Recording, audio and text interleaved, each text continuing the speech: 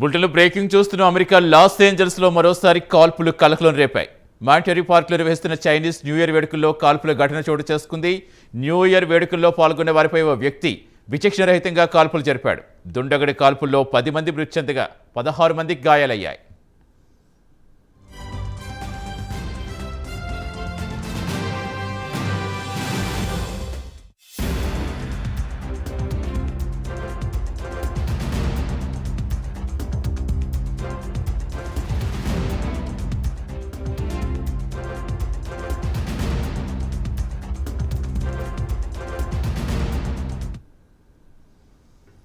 పూర్తి సమాచారం ఇచ్చేందుకు మా కరెస్పాండెంట్ శ్రీశైలం జాయిన్ అవుతున్నారు. శ్రీశైలం, తరచుగా విషయంగా కాల్పులు జరగడం అమెరికాలో చూస్తూనే ఉన్న ఇప్పుడు తాజాగా జరిగిన ఈ ఘటనలో అసలు ఎవరు కాల్పులు జరిపారు, ఎప్పుడు జరిపారు, ఏమైనా ఇన్ఫర్మేషన్ వచ్చిందా?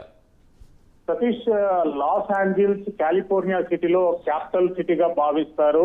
లాస్ ఏంజల్స్ కు 50 కిలోమీటర్ల దూరంలో ఉన్నటువంటి మోంటేరే పార్క్ అనేటటువంటి ప్రాంతంలో ఈ కాల్పులు అనేటటువంటిది జరిగింది. మోంటేరే పార్క్ లో చాలా వరకు రెస్టారెంట్స్, నైట్ పబ్స్ అనేటటువంటివి సర్వసాధారణంగా ఉంటాయి. మోంటేరే పార్క్ ఏరియాకు ఉన్నటువంటి ఇంపార్టెన్స్ ఏంటంటే అక్కడ నెగిటివ్ అమెరికన్స్ ఎక్కువగా, అంటే లాస్ ఏంజల్స్ అనేటటువంటిది ఒక కాస్మోపాలిటన్ సిటీ.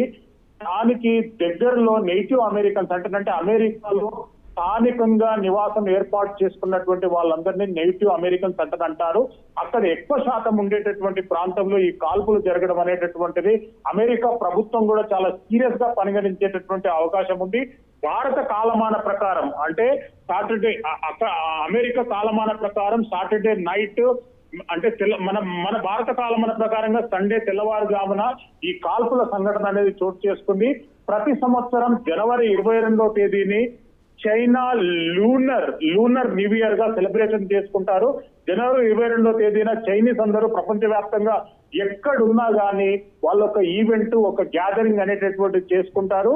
ఇక్కడ సీ ఫుడ్ రెస్టారెంట్ పియోనీ అనేటటువంటి సీ ఫుడ్ రెస్టారెంట్ లో చైనాకు చెందినటువంటి వాళ్ళంతా, చైనా నేషనల్స్ అంతా కూడా అక్కడ గ్యాదర్ అయ్యి ఒక ఈవెంట్ లాగా కొనసాగిస్తున్నటువంటి తరుణంలో ముష్కరులైనటువంటి ముగ్గురు ఆయుధాలతో ఆ ఈవెంట్ లోకి ప్రవేశించి అక్కడ విచక్షణ రహితంగా కాల్పులు జరపడంతో 10 మంది చనిపోయారు. 36 మందికి బుల్లెట్లు తగిలాయి. అందులో కూడా 10 మంది పరిస్థితి ఆందోళనకరంగా ఉంది అంటే చెప్పి నేనే స్వయంగా ఇప్పుడు నా స్నేహితుడు అక్కడ ఉన్నాడు, ఒక చైనీస్, అతన్ని అడిగి తెలుసుకోవడం జరిగింది. అతను తెలిపినటువంటి వివరాల ప్రకారంగా ఇంకొక 10 మంది వరకు చనిపోయేటటువంటి అవకాశం ఉంది. మొత్తం 36 మందికి బుల్లెట్లు తగిలాయి. ఇది చాలా దురదృష్టకరమైనటువంటి సంఘటన అనేటటువంటిది అమెరికాకి చెందినటువంటి చాలా మంది నేతలు కూడా దీన్ని ఖండించారు. అయితే చైనా అమెరికా మధ్య గత కొన్ని రోజుల నుండి రిలేషన్స్ అనేటటువంటివి ఎడముఖం పెడముఖంగా కొనసాగుతున్నాయి. అందులో భాగంగా చైనా లూనర్ న్యూ ఇయర్ అంటే చెప్పి అంటారు చైనీస్ అందరూ. ప్రపంచవ్యాప్తంగా ఎంతో ఉత్సాహంగా జరుపుకునేటటువంటి ఈ లూనర్ చైనా ఉత్సవాల సందర్భంగా ఈ కాల్పులు జరగడం అనేటటువంటిది పలు అనుమానాలకు తావిస్తుంది.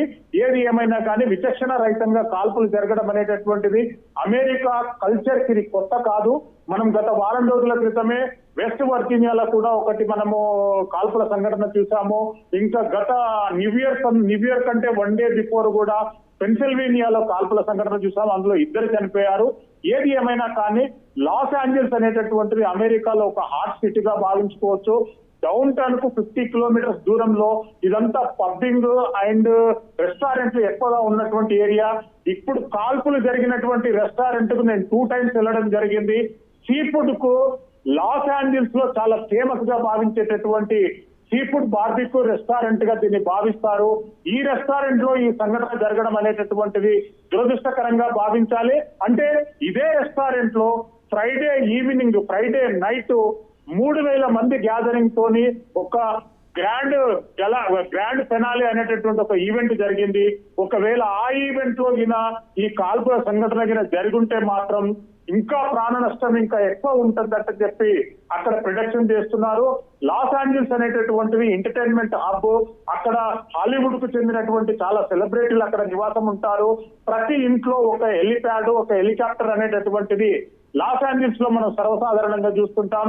అది అమెరికాలోనే రిచెస్ట్ సిటీలలో ఫస్ట్ న్యూయార్క్ ఉంటే సెకండ్ ప్లేస్ లో లాస్ ఏంజల్స్ ఉంటుంది. బే ఏరియాలలో ఇది టాప్ పొజిషన్ లో ఉన్నటువంటి సిటీ లాస్ ఏంజల్స్. ఆ సిటీలో ఒక్కసారిగా జరగడం అనేటటువంటిది అమెరికా టూరిజం పైన, చైనా అమెరికా రిలేషన్స్ పైన కూడా తీవ్ర ప్రభావం చూపించేటట్టుంది సతీష్. ఈ విషయం పైన FBI కానీ CIA కానీ అధికారికంగా కూడా ప్రకటించాయి. అక్కడ జరిగినటువంటి ప్రాణ నష్టం పైన కూడా వాళ్ళకు క్లారిటీ రావడం లేదు.